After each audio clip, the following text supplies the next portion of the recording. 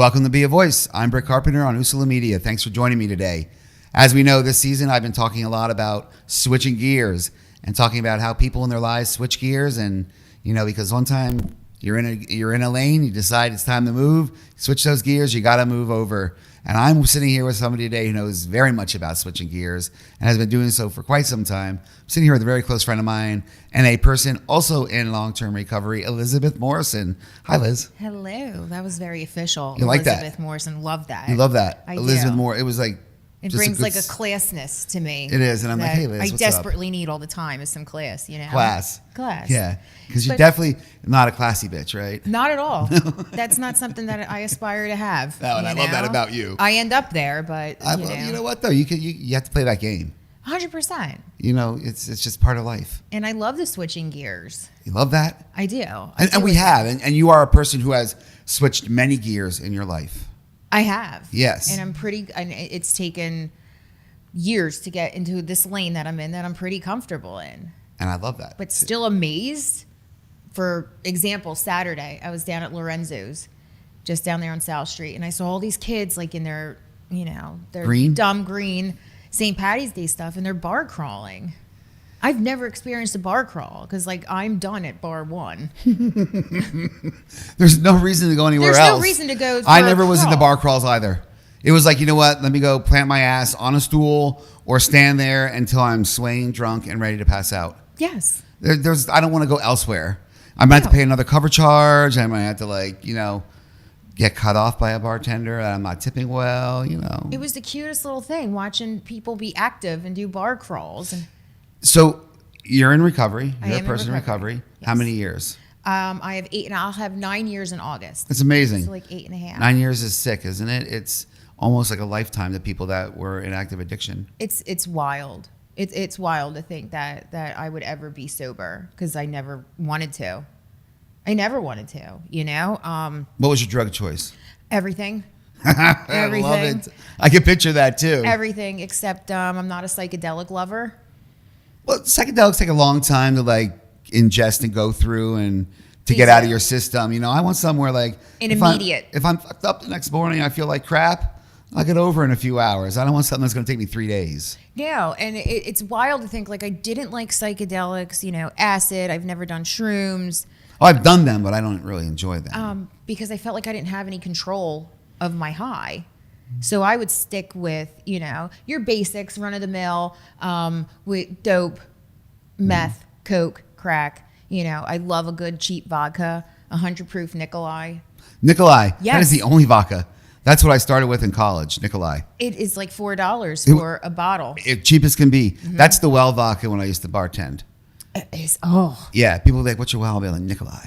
They're like, yeah, it's a rough one. They're like, what's your top shelf? I'm like, Tito's. And I can still smell the Nikolai behind my nose sometimes. Nikolai smells like basically like petroleum. Yep. You could burn it and it'll just explode. But it's wild because I never drank for the taste. Ever. No.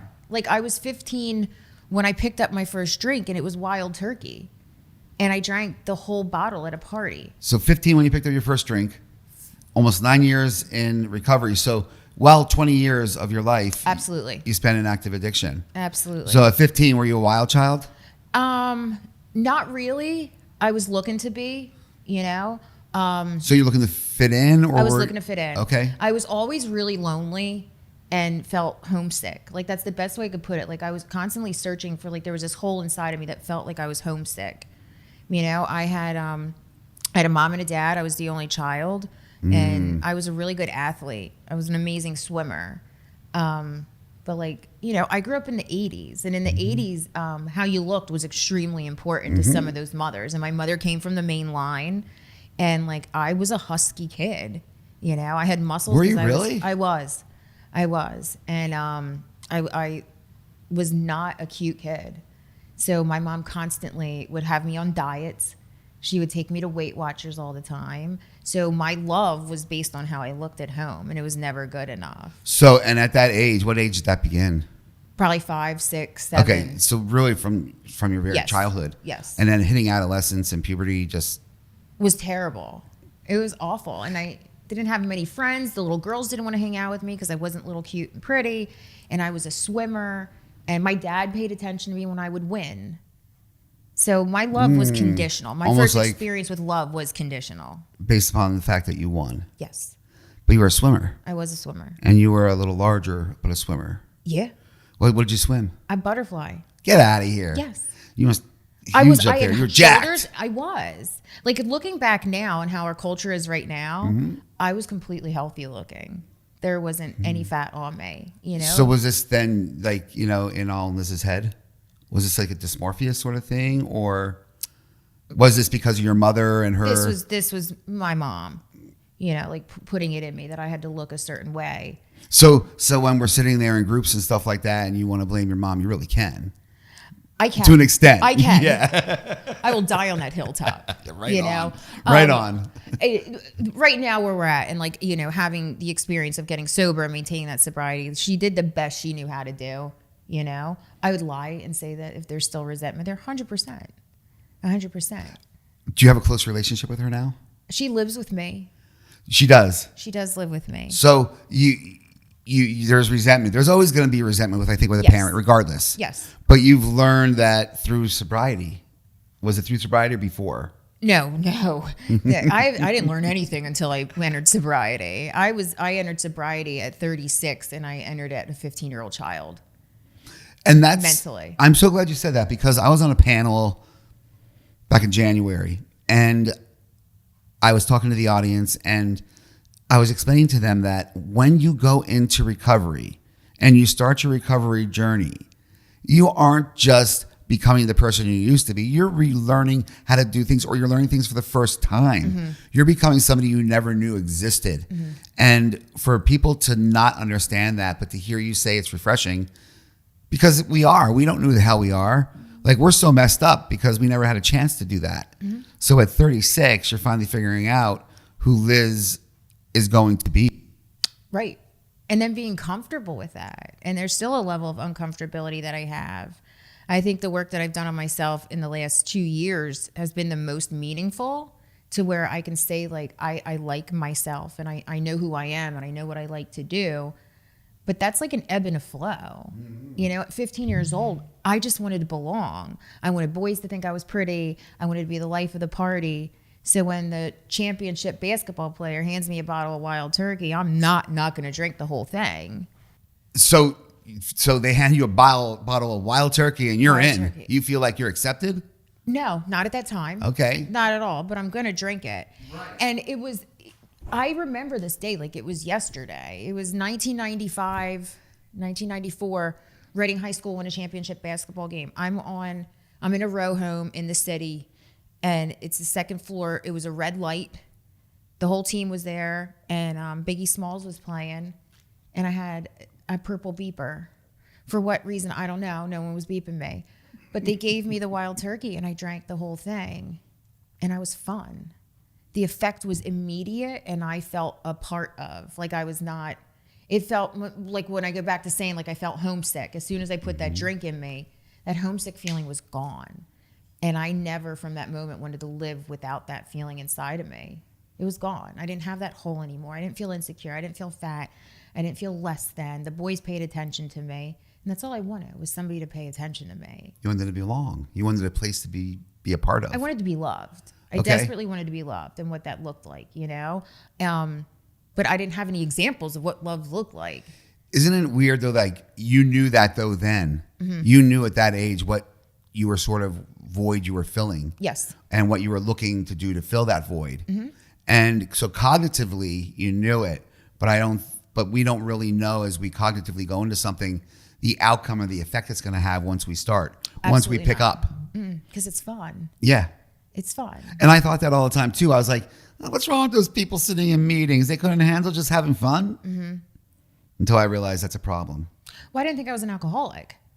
Even when I entered, recovery, I still didn't think I was an alcoholic. Oh, you were one of those. I am one of those because it's not acceptable to do heroin and meth, ever just hanging out, but it's acceptable to drink. I had no idea I drank differently than other people. None. Neither did I. That wasn't my problem. I never had a problem with my drinking. Everybody else had a problem with it. I never had a problem with it. And I thought it was okay. But then when I started doing, the crack and the heroin, I didn't want to be around people. Are you kidding? That's the last thing I wanted to do. And everybody said, when did you stop drinking? I said, when I started doing heroin heavily because I didn't want to drink. There was no reason for it. So that's when weird how you go from that one extreme to the other in substance use. It was. And my extremes went wild. It went from drinking 40s and smoking weed to smoking crack by like 16. And it was, I was introduced to, the first boy that ever paid attention to me. He was like, let's smoke a wool. And I was like, okay, because I wanted to be cool. And there was crack in it, and you could hear the little pop. My lips got numb, and then I'm like, let's take that weed out of there.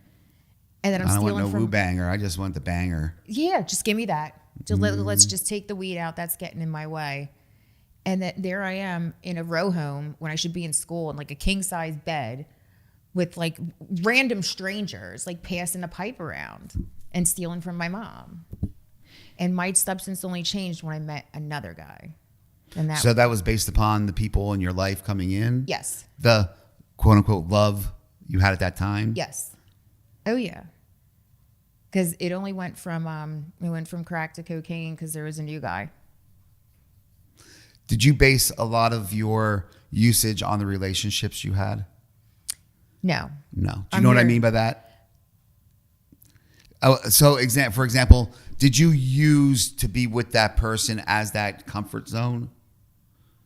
Maybe initially, but once I had that first experience, like with my first boyfriend, where it did go to a harder drug, I wanted him to like me, and that was an extremely abusive relationship. That was my first, experience with a guy in that like intimacy, and it was really horrible. And I used crack because I wanted him to like me more, And then by the time it shifted to a new guy, it's like, what do you have for me? Because I've never had experience, nor have I ever loved somebody without a transaction. So it's like, what do you have for me? Right. And I wanted to. Like, I think that's a lot of people in active addiction and that, abuse substances, that even for myself, I based the people I was hanging around with on, or the drugs I was using on the people I was hanging around with on how I wanted to fit in or what level of relationship I wanted to have with that person. Yeah. And it's pretty sick because calculating is what I was in doing that. But I couldn't control the consumption or usage. No. And I always wanted to, I always stole. Like, I think even before I picked up when I was a kid, like I always stole from my mom. I wouldn't go to school and I lied. Right. I wasn't a fun kid to be around. I desperately wanted attention, but like I accepted bad attention because I think I was always too lazy to put myself, do more for any kind of positive attention. Were you a mouthy kid? Back Yeah. mouth to the parent? I was a tough kid. Tough? Yeah. And was that because of maybe the way you felt about yourself? 100%. Okay. I was insecure. Like, what you're going to do is fear me because I know you're not going to like me. And So I'm going to give you a reason to not like me up front. Right away. And we're just going to get it out of the way. So that way I don't have to worry about go through this game like, oh, well, I thought we were cool at first and now we're not. So F you right up front and let's go for it. I can picture that. Yeah. You're a badass, Liz. You really are. I'm so soft today. It's like I'm in my soft girl era. So as you switch gears, as we talked about, yes. When you got to that point, people talk about what was your bottom. And it's so hard to say because there's so many bottoms, and when I say that for myself, it means like there's so many moments in my life that led me to that point where I was like, enough's enough. It wasn't like one aha moment. But, it got me there. How was that road for you? Did you see a lot of treatment in and out? Was it just like a once and done? Was it like, what was it? Was it an abusive thing? What was that final pivotal moment where you're like, enough's fucking enough? So my rock bottom came in sobriety. It never came when I was getting high and drinking, ever. I'm okay going in and out of treatment. I'm okay getting locked up. I'm okay when CYS took my children. I'm okay when I'm kicked out of every place that I've ever lived in and I'm homeless on the street, sleeping on a floor. I'm okay in psychiatric facilities. I'm okay there. I am okay exchanging anything for what I need in that moment. I'm okay there. And what happened is that I ended up in Bucks County because I was on the run from Reading. And one of the worst ones. Well, Bucks or Reading, Burks. And my mom, she didn't talk to me for a while. And I called her, like, you know, she's like, if you come home, like, I'm turning you in on your warrants. So I hid in Levittown. I got a little recovery house and I went to hide in Levittown. And I had no bra, I had no shoelaces, I had no winter coat, I had absolutely nothing. So I get there and I'm in a whole house of women. And they tell me I have to join a fellowship to get off this blackout. Well, I have to get off blackout because I have to find a guy to buy me things. I have no cigarettes. I have no Red Bull. I have no bras. I don't have any skills. But the skill I do have is the ability to manipulate men to buy things for me. So that I need. So I went, you know, I went to a fellowship meeting. I'm like, that's not for me. Guys weren't attractive enough.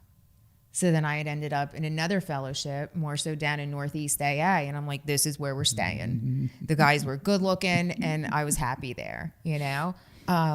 So I just took up space for a while, for about a year in the fellowship, doing absolutely no work on myself whatsoever. I had a little job waitressing and I had great hair extensions. I had a tan. I got sober at 36. I probably had 2 boyfriends who were like 24. You know, but they had cars, so that worked. So through all this usage, did you lose weight, I assume? Oh, it fluctuated all the time. Up and down, huh? All the time. Weird, isn't it? It is how very when you're weird. doing the heroin chic diet, that sometimes you're heavier than you were when you were doing, you know, drinking all. And then you throw know? in benzos and alcohol, then you bloat. Yeah, exactly. So, because the benzos for you can sleep at night, and the alcohol just so you can Yep. have an extra thing going on, buzz. All right, so you did have that weight, but that didn't matter. You were sort of just working. You were a worker, huh? You work things. Look at that. Sorry. I do. I can. I survive. I wouldn't say I work. I survive. You survive. By any means necessary, you know? And it's an exhausting way to live. And it's just life, right? When you're out there just doing it, you don't think about it. That's just what it is. Like the constant need to keep doing it, to keep going, to keep going. I think we worked harder to keep ourselves in that condition than we did getting high. Mm-hmm. You know what I mean by that? Yeah. Like majority of the work that we did was, you know, not getting high. It was everything else that went into it. Mm-hmm. And that sort of is like what the focus was for me a lot of times, that thrill to the kill. And, you know, I think that all came along with the nuance of like, you know, I like to live on the edge. I like a little danger. It's exciting. Yeah. It is exciting. I don't want responsibility. You know, I had 2 children. I was gonna say, that's so funny. I was gonna say, wait, how many kids do you have? I have 2. And one of them just had a birthday? One of them, she did. She just turned 14. Is that the oldest? She's the youngest. Youngest. How old's your oldest? 19. 19. 19. Both girls? No, I have my son, Ben. 19. Then Chloe's my 14-year-old. And how's your relationship with your daughter? It's good. It's very good. I'm standoffish. Like this is an area of my life that I'm always completely honest about when it comes to being a mom and a woman in recovery. Is that I'm not that close to her, and it's a work in progress. Like my son, who's 19, he's the love of my life. He is the best thing on the face of the earth. He could burn down an entire city, and Ben did nothing. He did nothing wrong. I love him more than anything in this world. And when I had him, I wanted to be sober so bad, so bad. He was the most beautiful little boy I ever had. And I think I lasted 2 weeks before I picked up again. And then I resented that. You were supposed to make me better, and he didn't. So then I find another guy, and I used my son as a weapon. Like, poor me, I'm a single mom. I don't know who this little boy's dad is. Take care of me. So I get my daughter's father, who's not one of us. I don't date people like me in active addiction and alcoholism because That doesn't mix well. We have bad credit.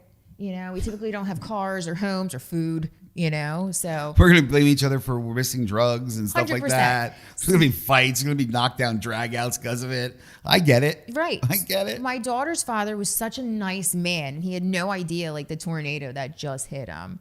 So I figured like, let's have another baby. I got to keep him because he's going to make me sober.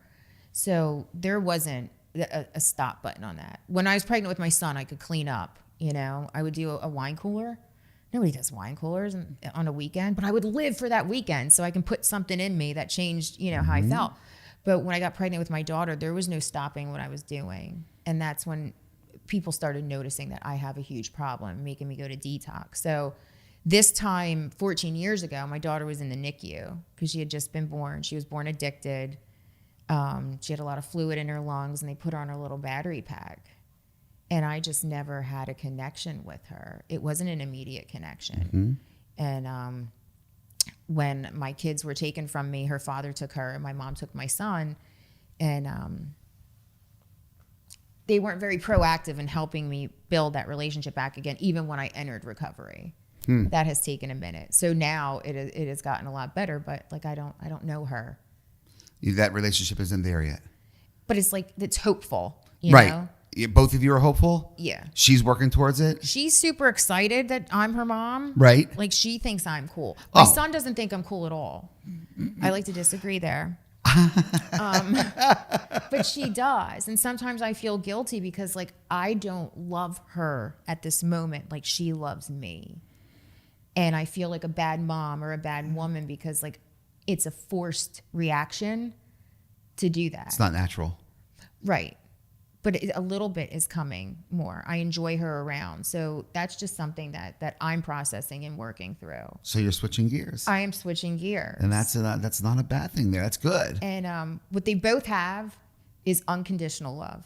That has been important to me because I experienced the opposite. Does she know how you feel? Yes. No, not in that instance about her, you know? And I'd said, she'll send me reels and TikToks and stuff about how much she loves her mom, that I'm her best friend. I was like, I don't deserve this. And she goes, you're my mom. And like, you're the strongest person that I know. And I'm like, we'll get there. So do you think that you have this disconnected relationship with your daughter because of that unhealthy relationship you had with women or females growing up or most of your life? I think so. I think it's difficult for me to show up as a mom because my example was not the greatest. So do you think it's more you than her? Absolutely. It's really not her. No. But do you think if she was a boy, it would be different?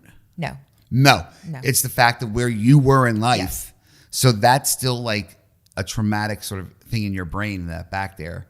It is. There wasn't any bonding that happened, you know? Right. She being pregnant with her, I didn't have a stop button. That did not stop me from getting high. But in most of your life, you had more of a connection with dudes, correct? Yeah, I had no idea how to function with women whatsoever because I can't get over on women. They have absolutely nothing I need. So the transaction And because they know. wasn't happening. Yeah, we know. Women know. You You're know? all, it's a little cult. And I was that person when I entered recovery, like, I don't get along with women, which is a huge red flag. But I came in here at 15, emotionally and mentally and spiritually. I was 15. I grew up and like I couldn't survive without women. I choose women every day, and like men are great, but I can't believe it. I can't believe it's taken me this long because it just wasn't my time to embrace who I truly am on the inside. I believe I was always this person. It was just so blocked.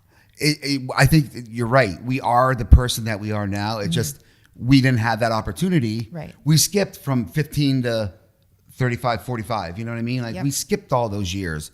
We didn't have that opportunity to grow mentally. And, you know, because we were sort of just off in our own little worlds. And so now you have healthy relationships with women. I do. You know, best relationships you have. And you have healthy relationships with men too. I do. With a man, you are in a committed relationship, correct? I am in a committed relationship. And how long has that been? Almost a year now. Is that good for you? Is a year like a long period of time? This is the first time that I've ever loved another man, where this year just flew by. Like I laugh I laugh. When I say it's been a really hard 2 years, and I'm working on myself, like I got married really early in sobriety. Like when you had asked like what your rock bottom was, my rock bottom was having all these things on the outside and money in my pocket for the very first time, thinking I'm sober for 12 months. This is as long as I've been sober in my entire life out in the free world. I could get it in, little increments, but I wanted to blow my brains out. You weren't happy. I wanted to die, and I had no idea what was wrong with me. None. But, taking up space in a meeting and stuff, going to look at guys, there was little seeds planted in something that I needed something. And that's when I hit my rock bottom, and I reached out like, I'm desperate. I'll do anything. So I have, an experience, and I get really involved, and I start learning things. Because if I don't know something, I don't like it. So if you tell me, here's a book, here's these steps, here's this, here's that, like I don't understand. So like, I'm good. It's dumb. So it wasn't something I wanted to do because I didn't know it. I was scared of it, and I can't be scared because then I'm mean, because I don't want you to know that I'm scared and vulnerable and weak. Now you're defenseless, or you have vulnerability. I have vulnerability. And gosh forbid. And I had no idea at the time my vulnerability is my strength. I just think that I am weak, but at that point I didn't care. I went a whole year without picking up anything. Like there's something to this. There's something to this. So I did. And I started working, the program, and I met a guy where I thought that I was healthy enough to do that. And he opened a car door for me, which was really exciting for me because I've never experienced from that. The outside, not from the inside, like get in. Exactly. Right. Exactly. And I'm not, I'm being facetious and joking, but I'm not. Like No, that's 100%. a huge difference. He got out and he opened a car door. Yeah. He didn't pull up to me on the corner and let me in. Right. I wasn't interested in him at all in that way. And like, to be quite honest, like I was hungry and I didn't get to go out to a restaurant in a really long time. So when he asked me to dinner, I'm like, okay. Where'd you go? Carlucci's in Newtown. Ooh. Nah. Mid at best. But the conversation was good, apparently. I don't even remember. I don't remember. It was good enough that you're still around. He just kept showing up. And this is, this isn't. He was persistent. This was the man that I married. This isn't who I'm with now. Oh, the man okay. I married somebody in early sobriety. This is the guy, the Carlucci's you're talking about. Yes. Oh, I thought you were talking about now. I'm sorry. No. I guess. No. And I open my own car door because that's like a big thing for me now. Like, don't. I got this. Oh, so that now is a stigma towards you Yeah, for I'm good. like, don't do it. So, and he's probably like, cool, I don't want to. probably. So I married this guy, and I had no idea. I just figured like that feeling of mad love that you have, like that chaotic love, I guess like that'll grow, Because somebody was showing you love. They were showing you actual love. And the bare minimum. Like I'm a woman coming into recovery, having this whole traumatic, sexual abuse, physical abuse, verbal abuse, transactional sex, sex to get out of situations, where it wasn't forced, but there was no other way to get around doing it. So I had no concept of what that looked like. So if you open my car door, you buy me dinner, that must be love. I just don't know what that feels like because I've never been loved. And sometimes men like that can see that in a woman. Predatory. Yes. So he couldn't stay sober. I did, and I held on, and I worked the program harder. And talk about switching gears, I was waitressing, and then I started working in a treatment facility overnight. No idea why, but I did. I started at Living Grin.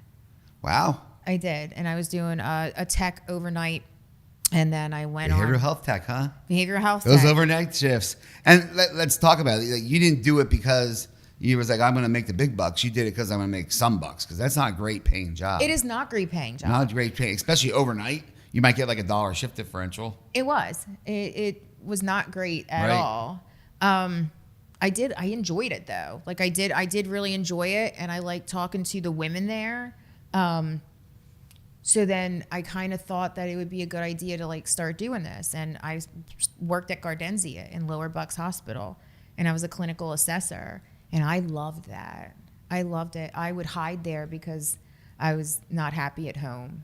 I had a man that I had just married that can't stay sober. He was, verbally abusive and pawning everything and not paying rent.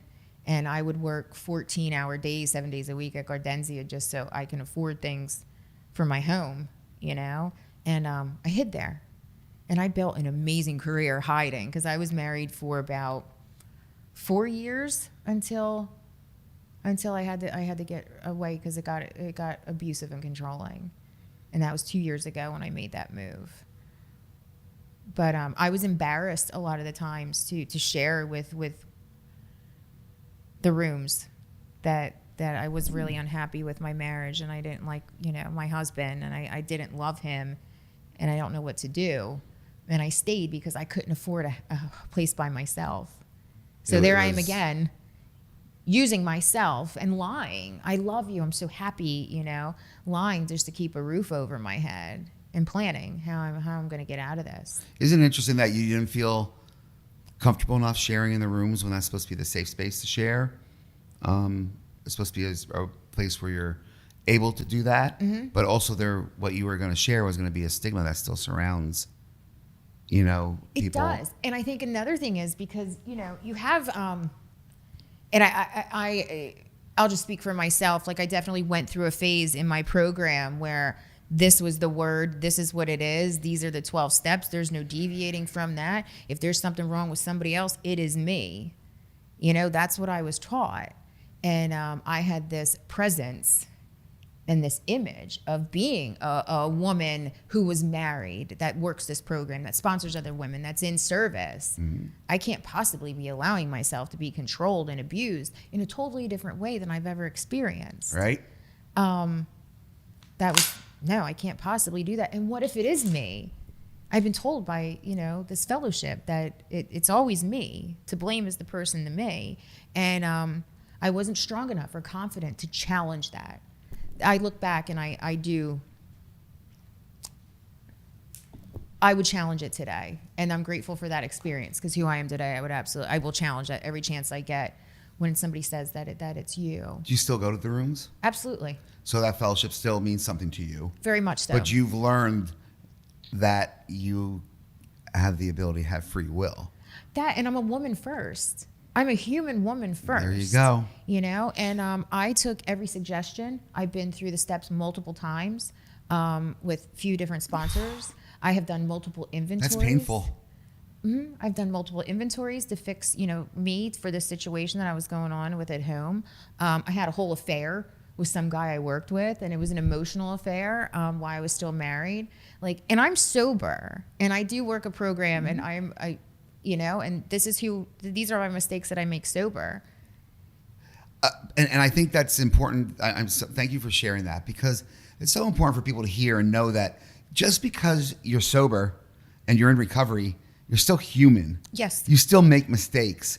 We still have voids we need to fill. For me, when I first went into it, it was like, oh shit, I need to have, that sexual connection consistently. So, you replace that, or then you replace it with gambling, or you replace it with, shopping or something like that. You're filling a void. And I think people don't really see that there is such imperfection in recovery and that we are working on ourselves. We're a work in progress all the time. And I think that's the most beautiful part of recovery. Love it. I definitely have gotten to the point where I just want to be a part of a fellowship. I'm not the fellowship. No. I just want to be a part of my little, network of women. And now you have that? I do. Do you go to all women meetings? Do they have them? They do. They do have them. Awesome. I do. Monday nights, I usually go to my women's meeting, and it's the most safest, most comfortable place ever. Nice. And I've learned what to share, and not everyone deserves access to you. You control that. We have different versions of ourselves depending on who we are around. Not everyone knew, 2 years ago that I was trying to leave my abusive marriage and planning how I was going to do this. Not everyone knew my son was shot in the knee, and that was recent. That was 2 years ago. Okay, I remember this. That's when I first, yes. We first encountered each other. He was he got shot in the knee, and that's craziness. First of all, It was nuts. He lost his whole knee, and there's a little star in there that holds it together. Does he walk okay? Now he does. Yeah, it took him about a year. 19 years of age. He was shot at 17. 17. Was he just at one of the wrong place, wrong time, or? Yeah, he was. It was right outside my house. There was a block party. Some guy hit a girl. My son went over to hit the guy, and the guy pulled out a gun and shot my son in the knee. And then, sweet boy, he was taken to the hospital as a trauma. And when I got there, he's like, "Mom, they gave me Fetty." I'm like, "That's not what it is here, hon. You're okay." Sorry. They gave me Fetty. And then the nurse came in when I was sitting there, and she's like, "Okay, you can have Tylenol, your pain medicine. What do you want to do?" He's like, "Tylenol." And I side-eyed him. They're like, "What's your level of pain?" He's like, 3. I'm like, "You were shot in the knee. Line up all the fentanyl and Dilaudid you have for me. Give me the pump. Give me go. Give me the pump." I think he still has Percocets that he was discharged with. So he didn't get that active gene. He did not. He did not. Good. And that's a plus. But this is what I was experiencing, and I'm there trying to plan my escape because my husband was getting extremely more abusive and yelling at my son who was just shot. He couldn't move, and my son's like, "If you don't get rid of him, I'm running away." And I just said, "Do what you got to do." I just wanted to protect him and get him out of that home because I was working on getting him out. And my son ran away, and he was gone from my home for a month. No phone calls. I had no idea where he was. He was just shot. And wow, what a traumatic experience at that point. I cried every night on my sofa. And then Are you living together now? Oh my God, yeah. Your best friend? Yeah. Is he protective of Mom? Yes. Does he need to know where you're at, what's going on, what's happening? Sometimes we've worked on that. Okay. We have worked on that, and that was subconsciously worked on. It was just me just showing up all the time. I'll be there. So you were cognitive of what his needs were. Yes. Which is such a great thing because as somebody in active addiction and even in early recovery, we're so damn selfish. Yeah. And we don't care if we tell somebody else. So you started to recognize that, which is great and very cool. He's my biggest fan. I don't even think like he would admit to that because he's cool, But I remember when I finally got my ex-husband out of my house and I had to show up to do all the PFAs and, file reports and everything else like that. My son came home and took my mom in, my 77-year-old mom, who was my first bully. I took her, and then I have, my son there. And I started doing, and I got to say this, there's an organization in Philadelphia called Women in Transition for battered and abused women. They're the best organization that I have ever been a part of, and that they saved me at a time like when I needed that. So you turned to them. Yeah. Battered and abused women. Mm-hmm. And it's here in Philadelphia. It is here in Philadelphia. It's a local grassroots one from Philly. Yes. And they help domestic violence and... They do. And they have ongoing psychotherapy too. Amazing. So I have been doing that consistently, weekly, for the last 2 years of my life. And, I remember when it was 2 years ago and they asked me, like, what do you like to do? And I just bawled my eyes out because I don't know. I don't know myself apart from working. I don't know myself apart from AA, and that was a problem. You have to have an identity. I had no identity. Because you did what most people do when they enter their recovery or they leave their active addiction, they replace it with something else and they still don't have that identity. Yes. It's very difficult for us to work on ourselves and admit this is who we are. You spend most of your life looking in the mirror and hating what you saw. Yes. And being so unhappy that you allowed yourself, and I hate to use those words, and sometimes maybe that's a wrong choice of words, but it was difficult for you to leave even an abusive relationship because it was a relationship. Mm-hmm. It was somebody paying attention to you. Mm-hmm. Whether it was negative or positive at the time, it was still attention, and there was something. And you had that. When you look in the mirror now, what do you see? I see a beautiful, put together woman that has a really, really kind heart. And I know I'm a good partner. That missing piece and not knowing what love looked like from another man, to experience that is amazing. To have somebody there listen to me and calm my mind, that's not really happening because my mind starts making up stories that aren't true. Oh, we can make a narrative like you wouldn't believe. Oh, it's so good. And it's exciting.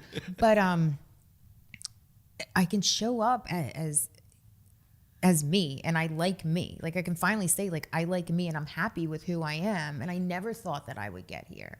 And I like what you said about not knowing who we are, and people, I hid in the rooms. I didn't work on myself, and I masked it with knowing that literature. I masked it with sponsoring other women. I masked it with anything I could do to get out of myself. Because you're good at manipulating. Just like I did with drugs and alcohol. That's what I used to get out of myself. I built this career. It is an amazing career where I came from, but I hid at those jobs because I didn't want to go home. I hid in AA because I didn't want to go home. So as a fanatic, I fanatically use, I fanatically drink. That is something that I have inside of me. It's just like this fanaticness that I don't know that I'm doing. I did both of those healthy coping skills, recovery and building a career, fanatically. So when those get pulled away from me and I'm stuck there, I don't know who I am. I don't know what I like. I don't know what my hobbies are. I don't know what kind of music I like. I don't know what to do with myself. So I had to get to know me, and I took about a whole year, and I hated men, and I stuck with, I'm very gifted to have my best friend in my life because she was experiencing the same thing that I was just a month before me, having to go, get help from an abusive relationship, having to go to PFAs. So she walked me through everything. Like, she is my person. The two of you are very strong women. Very strong people. I'm going to take that out. You're very strong people, the two of you. Very determined. Mm-hmm. I love the fact that you're also very successful. Thank you. You're building lives that you probably never realized you could build on your own. Mm-hmm. And it's something that I see. So this last year, you have had a relationship mm-hmm. that is so different than any other one you've ever experienced. Mm-hmm. And it's one that you embrace and you love. And you have a career now, a career path that is different than opening that car door or getting in the car. Getting in the car. And we joke and we laugh about it because we can, because we know. Some people may be like, I can't believe they laugh at it, but we have to laugh at ourselves. Well, that's wild. I don't have any guilt or shame about anything who we are. That I have ever done. And I have, I shared that I had an affair in sobriety. I have not shown up for my kids in early sobriety because I didn't want to. I am selfish. I am self-seeking. Most of us are. 100%. I will buy things that I don't need. I hyper-focus on my appearance because that's something that is extremely important for me, but that's something that I constantly need to work on. I'm a human first. Mm-hmm. I just so happen to be an alcoholic and a drug addict that needs to participate in a fellowship that I do love. That's part of who you are. It's not who you are. Right. And people don't see that. Right. People don't realize that. People just look at you like, oh, there's that drunk junkie again. And it's like, what'd you say? That's not who I am. It may be a part of or who I used to be, but there's a lot more to me. So much. And what are you doing now as a career? So I am a project manager at Penn Medicine. I know. At Penn Medicine? At Penn Medicine. So you go from that to hiding in the rooms to project manager at Penn Medicine? Penn Medicine. In what aspect? I am at the Center of Addiction Medicine and Policy, and we have a Delaware County grant that's funded by the opioid use settlement money. So they brought me down to Penn to manage and get into Delaware County and start bringing our services to inpatient, outpatient, recovery houses, and making sure individuals don't have a barrier to access medication and further treatment that they need.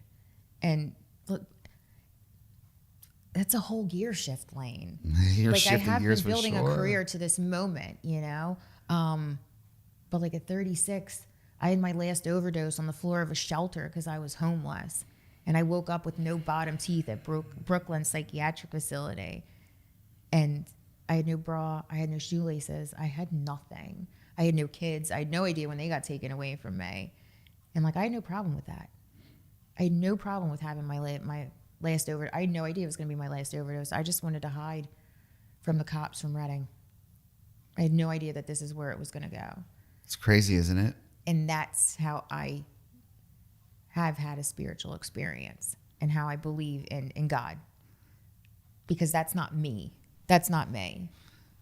So you are a believer that God has brought you to this path and that's your spiritual guidance. Absolutely. Absolutely. Because I can't do it myself. I wanted to stay sober all by myself. I can't. I can't. And that's just, that's just who I am. And that hole that I say, like I was homesick and lonely, like I have to fill that with a connection to a higher power. You wanted to belong. I did. But I'm okay now with me. So like that hole ceases to exist anymore. And I got here from going through all of that, Are you comfortable being alone? Yes. Now? Yes. Yes. You're all right with that? I am okay with that. You're okay with sitting in silence now? I mean, I'm scrolling. I'm scrolling. But you're not swiping, so you're scrolling. That's a good thing. No, we're not swiping. That's awesome. That's a good thing to hear, I'm scrolling and buying, Are you an Amazon freak? Yeah. Yeah. If thought passes my mind, like I need that, But do you really need it? But you want it by 5 a.m.? Yeah, get here fast. Because that fills my little need. That void. But that's not because I'm a drug addict and alcoholic. I'm a human woman. I get excited by impulses. this. And I think that's the best thing that I've learned through this whole experience of entering recovery and having this journey, because I've been that big book beater. I have been that. I want to speak. I want to speak. Look at me. The center of attention. Everyone needs to agree with me.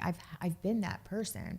And it was just I'm so happy just being me and just doing your basic recovery that works for me. I do a meeting. I stay connected to women in transition and do my therapy once a week, because I grow. So if I'm growing, I'm going to need more of an outside support system, because I have a lot of shit that's happened to me. Carrying a lot of baggage, aren't we? We are. And I don't have to carry it alone. No. And that's the best thing that has happened in recovery. Like, no matter what happens, somebody always knows what I'm thinking. Always. And I think a lot of weird things.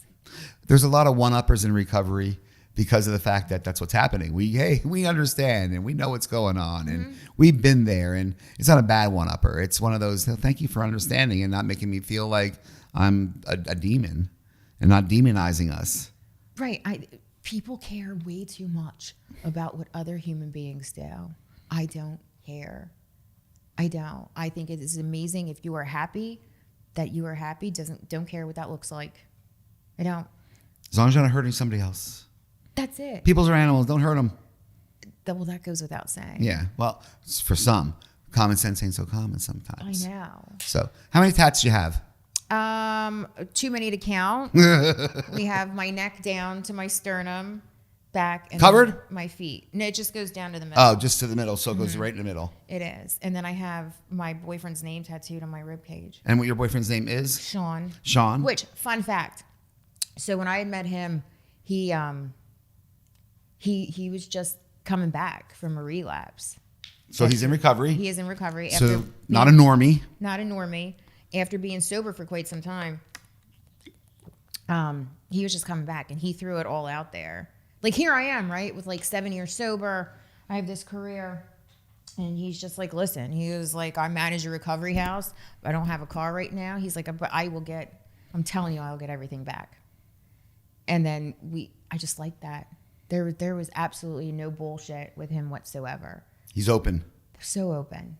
Does he still manage a recovery house? No, we live together now. He lives with you? He does. He has a child? He has 2 children. 2 children. What ages? 7 and 3. Boy and girl, girls? Boy and girl. Okay. And how is that relationship for you? Great. I missed that with my kids, those ages. So I get to have that, experience with his kids. But the tattoo came. I said, you get a car, I'll tattoo your name on me. He was like, done. Done. Here's the car. Here's the car. I'm like, okay. Is it an S-H or S-E? S-E-A-N. Okay, so it's shorter than the S-H-A-W-N. All right, but that doesn't matter with, So too many. So you got them. You got them on your buttocks? You got them on the side? You got them on the legs? Or just all on the upper torso? Nope. I have my shins and my feet. There's nothing on my thighs. Nothing on my stomach. My butt, not on my butt. No. Not here. But everywhere else is. Love it. I love it. First of all, I love tats, and just there's something oddly sick about the fact that I like the pain that I go through when I get them. People it's a kink. It's weird. It's a kink. I could fall asleep sometimes. I started getting mine to cover up my track marks. Oh yeah. Well, And yeah. and my pick marks, and then I happen to think women who have tattoos can be extremely beautiful. I think they can be an art piece on them and used as an accessory. And we can still get really good jobs being heavily tattooed too. That doesn't mean anything anymore. It's 2025. It does not. And you're also an advocate for, self-improvement as far as, physical and mental, everything involved, right? Absolutely. So physically, self-improvement, you're about that. Mm-hmm. That's something that you're open I'm about. super open about that. 'Cause You're I open don't about think a lot of women fillers, are. Botox, all that. Fill it. Fill it, freeze it. Give me whatever new diet's out there, But yeah, I didn't get sober to be married to a controlling man and be abused. I didn't get sober to not take care of myself. I didn't get sober to not have fun. If you had the opportunity to sit here and you're talking to 15-year-old Liz, what would you say to her? It's going to be a wild ride. Buckle up. It's going to be a wild ride. Would you try to change the course of what she went No. through? Why not? Because that made me me. Love that. I was hoping you were going to say that answer. And if not, I was going to be so disappointed. That made me me. Listen, there's people in recovery that'll say, like, I'm so grateful for that. I'm so grateful for that. I'm not. There is abuse that I suffered recently in a marriage. I am not grateful for any of those experiences. No. But they were experiences that I can share with other women. They shaped you. They have shaped me into a beautiful human being that I really enjoy sitting with on my own. And isn't it amazing that you can have those connections with other women because of those experiences? Because guess what? You are not alone. Those women understand because they thought they were alone. So they didn't have healthy relationships with women as well. Right. The same with guys in addiction. There were not healthy relationships. And sometimes it's still not healthy. There's still like a size battle, in recovery. But there are more healthy relationships because you feel like you're not alone. We've all been there. You could share a little bit and be like, oh, wait, okay, cool. Really? That makes me feel a little bit better about where I'm at sometimes. It does. And I am one of the things I love about myself, is that I am always transparent about who I am. I will always be transparent that I struggle being a mom. I struggle with that connection with my daughter, that I do have a favorite kid, that I am extremely insecure, that I always think that I'm fat, that as soon as my face moves, we're freezing it, that I do struggle with my appearance, and I put a lot of weight on who I am in my appearance. Like, I make mistakes all the time. Do you still struggle when you look in the mirror thinking you're heavy? Yes. Even at this stage, knowing that you're not? Yes.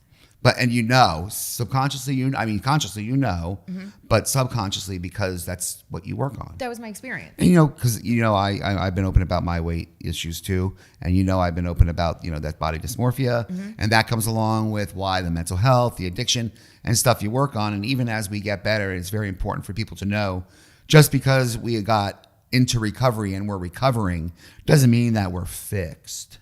Not at all. And my fixing needed to be outside of the rooms. The rooms are based, that is a 12-step. They're to take me through the 12 steps of I choose to be an Alcoholics Anonymous. Anything else, any trauma, any relationship, any body dysmorphia, any post-traumatic stress, any kind of medication for anything, mental health, substance use, that is an outside issue. That's in our preamble.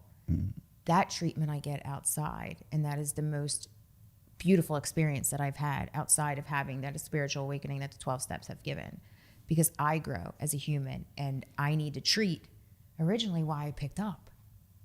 I picked up because I didn't feel good about myself. And when I put something in me, that changed. That person under 15 needs to be, loved and let go, essentially let go. I can't get that in the rooms. I have to get that outside with a professional help. Amen to that. That's, I'm just sitting here and I'm sort of speechless because it's so true. Like everything you just said was just like, wow, it just saved me $160 in therapy this week, Are you still a swimmer? Probably not. No. Probably not. I don't like to do physical activity. I don't want to get my hair wet. I'm not running. I'm not getting these extensions wet. I didn't pay that much money to get this wet. Absolutely not. No.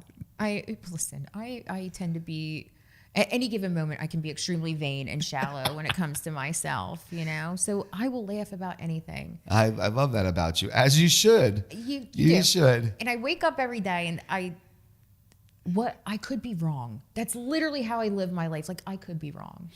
I don't think I'm right about anything. Typically, I am not.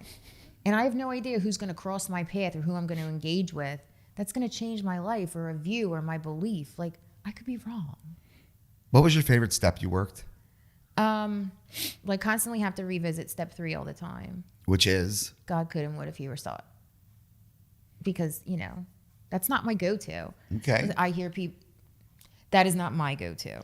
Whatever other experiences are, I don't think I shall ever at this time in this day be that person's like, I go to God with everything.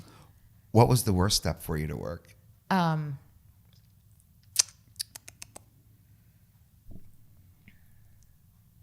think the fourth, Which is? which is my inventory. And taking a personal inventory where you have to be honest. The truth shall set you free. The truth does set you free. And I just did a 5th step last week because I went through my steps again. You're sick. You're a sadomasochist there. I am, and there was only 4 people on it. Just 4. And what hurt me the most was the harms that I did to them, like being mean, you know? Mm-hmm. And I self-assess myself a lot of the times. I'm not too kind on myself. You know, I'm getting better. We're our worst critics. We are. If I would speak to anyone the way that I tend to speak to myself, like that, I would never speak to anyone that way. Oh my gosh. That's why we hate ourselves. And any given day I can, you know, but there was only 4 people on it. And I always know my part in something immediately. Like, I don't wake up every day and want to hurt anybody at all. I like to help and just be happy and make somebody else happy. And like, I'm funny. You are. I'm so funny. You are. You post some funny shit and I love it. And it's stuff that like I get exactly when you post it. I'm like, I get her. She's, you know, like, it's life awesome. It's funny. Mm-hmm. It is. And my last guest here was one of your Penn camp. It was Dooley. Love him. We had Dooley on here, speaking of funny, and somebody who knows what it's like to be painfully hard on themselves as well. So it's really good. You have really surrounded yourself by like minds, by peers who get you and you get, who are going to lift you higher. And I noticed that about you, that, you know, it's not that you're using people, you're using them equally to get higher in life on a natural level. I want to know how they get there. I want to surround myself with people. They told me in the very beginning, surround yourself with people that you want something that they have. Right. That you need That's never going to stop me. Mm-hmm. I want to run big things. I want to have a side business that's huge. I want to be good with money. I have people around me that are driven, that are kind. They're driven and they're kind to others. Being kind to others is big for me. If you want to be mean to me, that's cool. I don't like seeing people be ugly to other people. That's not necessary. You have been almost 9 years continuously sober. Mm-hmm. It's tough. It's one of the hardest things for people to do on a daily basis that have been faced with active addiction most of their lives and doing it because of, you know, the self-loathing they have for each other. There are so many people out there that are lost, and as you know, there's so many barriers faced, as you just said. What are words that you could give to people that are out there of encouragement, or words that you would say to somebody, or to Liz on the street today if she were still out there? What would you say? I think sometimes a level of honesty is missing. Like, this is going to suck, but you never have to do this again. But this is going to be really hard. And be the hardest thing you've ever done. And this is going to really suck. You're not alone. Love it. And you'll be okay. Just, you will be okay, but this is going to suck. And I got you. I love it. And I think that comes in more so now with, like, you know, getting sick. I don't want to get sick. You are. And we're going to get through it. It's the facts of life. This is what's going to happen. Right. But we got ourselves here. We can get through it. 100%. And I love it. And that's such a great place for us to sort of like wind down and talk about, other than the fact that I love your kicks because, you know, OG Vans are just amazing. You know, I love you because you're just beautiful inside and out.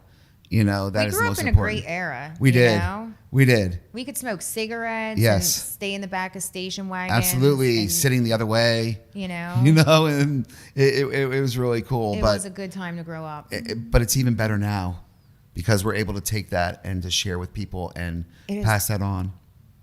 It's a good time to be alive. It's a great time to be alive. And thank God we are alive. So if people want to follow Liz Morrison on social media, you are on Instagram. I am on Instagram. And they can find you under? Liz Morrison. Liz Morrison. Mm-hmm. And you are also out there on Facebook under?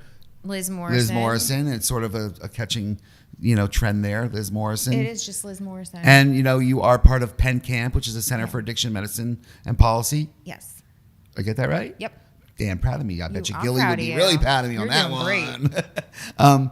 And you are there, and if people need help, they could reach out. Absolutely. And they could ask for Liz Morrison or anybody that answers the phone. Anybody who answers the phone. It's not just you. Everybody's there to help. Everybody is absolutely amazing. I've never been a part of a team where they bring something so special individually to make something so powerful as a group together. Everyone's so good at a specific thing that it just works. And I've never seen cohesiveness like that or a team. I'm honored to be where I am. There's some good energy over there. There's amazing energy over there. I love it. Mm-hmm. I love it. And, an hour is never enough time to unpack all of our shit. No, in one episode. We unpacked it, though. We did. And We I did. definitely want to bring you back. And maybe we can get love Bernie to come along and have her come back. Bernie would love to. Talk about unpacking. Yeah, exactly. Mm-hmm. When she's not talking to people with dogs pooping on lawns. And, That's probably never going to be never. we could. But I appreciate you, and I appreciate your friendship that you've given to me over these years, and I've learned from you and continue to just laugh with you. And, I love our group text. So thank you so much for being you. And thanks for joining me today. Thank you for having me. I love you. You got it. You got it. And for everybody out there, I hope anything you've learned on this season so far in switching gears is that it is possible to switch gears. It is possible to change, and it is possible to get the help that you deserve because you are not alone. And remember, whatever it is you stand for, be a voice.